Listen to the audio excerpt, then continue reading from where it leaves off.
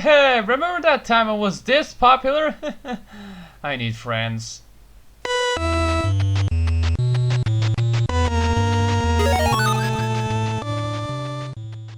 It's July, it's 2019, you know what that means?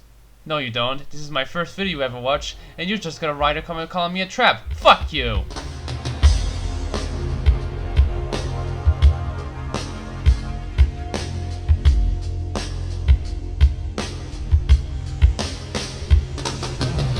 It's been 5 years since I started doing game reviews, all thanks to this asshole doing a rather fun contest series every year, until he ended it last year because most of the entries are shit, at least I am. Mental note, never trust this man, after all he is friends with Razor Fist. Note that I said game reviews. I actually did movie reviews since 2013, but when you and I think about it, I did come to this with basically my shitty versions of my YouTuber reviews, which means I've been doing reviews for almost 9 years? Fuck, I'm old! And I'm only 22! I'm just sticking with game reviews because this is my field of expertise. Considering that Half-Life's engine, Gold Source, was based off the Quake engine, I guess it made sense making a tribute to Quake. God damn, I sound like hot shit. How did I keep a straight face when listening to them and go, yeah, that sounds right? In August 2014, I came up with something splendid, and sometimes heart-wrenching. The Theme Month. Every year I review games that are based on a theme that I made up, like in this case DOS games. Most of the time it's just 3 videos and I have a little story up because I still seem to have the nostalgia crick in my blood. And a few times I missed the end of the month, like 2015, and also predicting 2018's theme wrong. So expect maybe Final Fantasy month in 2018 or something. Oops. So for July and August, I've decided to review 5 games, each based on the theme in order. Don't worry, Theme Month will return in November, just for this year. So without further ado, let's start with 2014 and the MS-DOS month.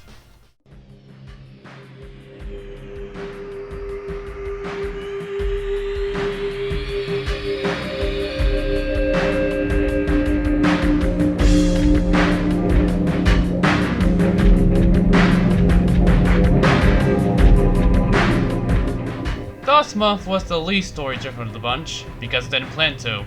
And also the second least times Metal 9 was shown, next to 2018. Good fucking riddance.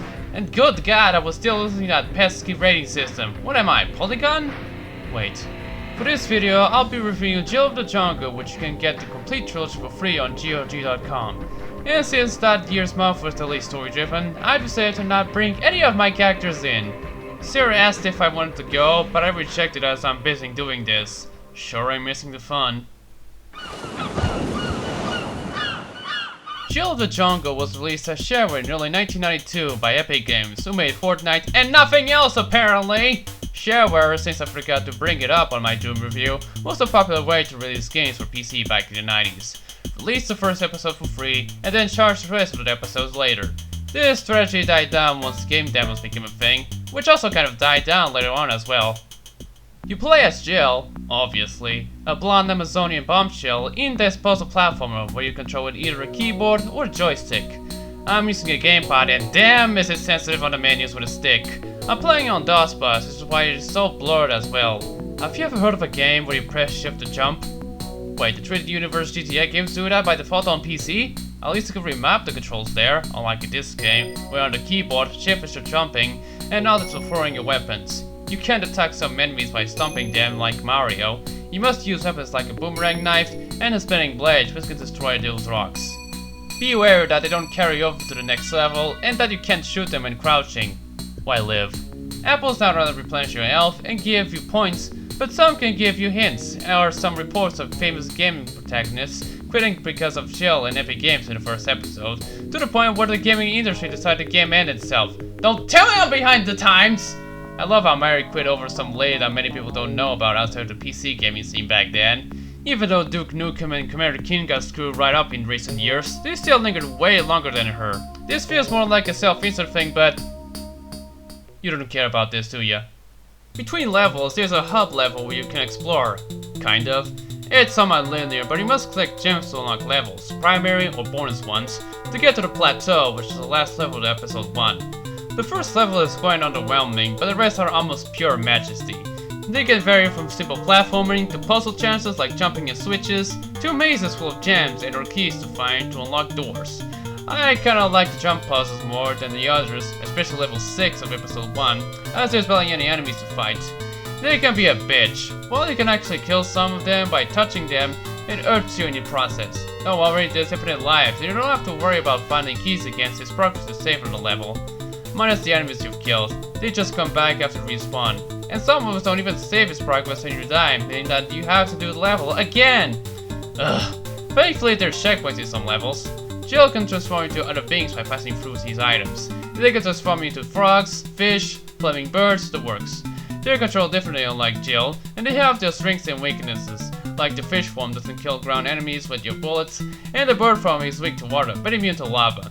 The frog though hops all the time, even if you aren't pressing anything. When you finish episode 1, well really, no boss stage or anything, you see an ending sequence where Jill travels to a faraway place full of mushrooms. Well, time for episode 2, Jill goes underground, where she decided to cosplay as CJ Park from Brainwash for some reason. This one doesn't have a hub level, which means you go straight to the next level after you finished it. And this one is just tedious, especially as Jill descends into the depths of heck.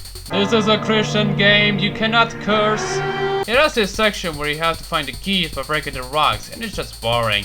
It's just there to pad the playing time, despite having finished it in less than 50 minutes, even with the annoying deaths. Other than the weapons, you can pick up these arrows which can make you jump higher, and also flags which just gives you points. There's also switches that you can activate which can open and close gates and bridges.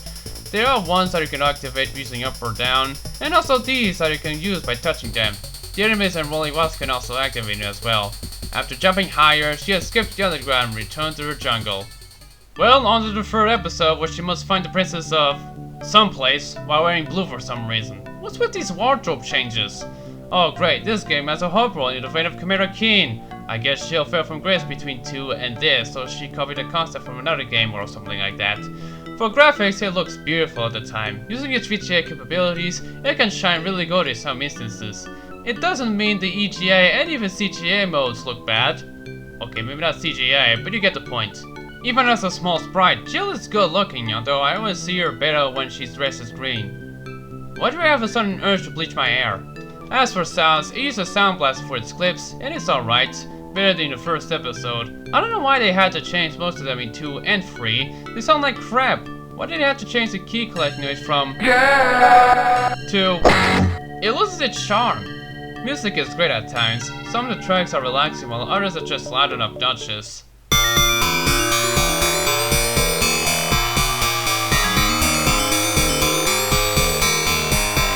This ad-lib madness is making my ears bleed!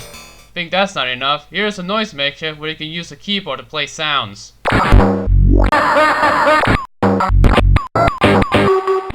So that was Jill the Jungle, and really, the first episode is the best of the bunch, just like most shareware games. Like, I see this banner here.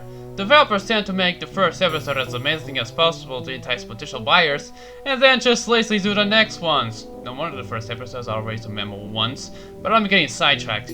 Shame there isn't a sequel other than that spiritual successor called Vinyl Goddess of Mars, which Epic used to make, but then sent it to some developer I never heard of to finish it. Again, you can get it for free through GOG.com if you don't mind CDPR's whole problematic stuff in recent times. Sure, they're gonna add transgender options for the character creator in Cyberpunk 2077, but considering their track record, Keanu deserves better. Well, that was quick. I have enough time to go to the beach. We're back! Oh.